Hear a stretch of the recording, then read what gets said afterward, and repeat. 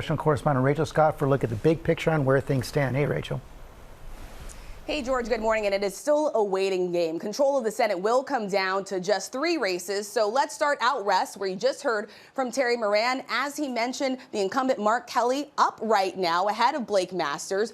What we're still waiting for here, about 300,000 votes in Maricopa County. This is the county that includes Phoenix, and about 100,000 votes in Pima, which includes the area right around Tucson.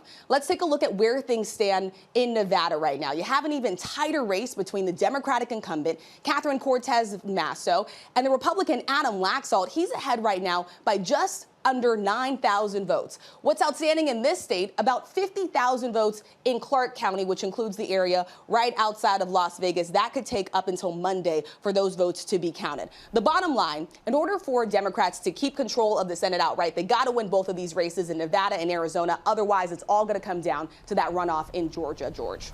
And Rachel, what about the House? Yeah, let's take a look at where things stand in the House right now. There's still about 20 races that have not been projected, and we have our eye on some of the tightest races, including this one right in California's Central Valley outside of Fresno. Take a look at this, 267 votes separating these two candidates. We're also tracking a very unexpectedly tight race in Colorado. This is Lauren Boebert's district. She's ahead right now by just over 1,000 votes. This is where things stand at this hour. As you know, George, it is a race to get to the number 218. That decides majority in the House. Republicans almost there. Okay, Rachel, thanks very much.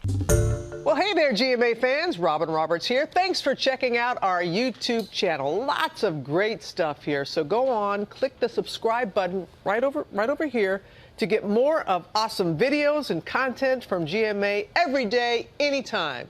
We thank you for watching, and we'll see you in the morning on GMA.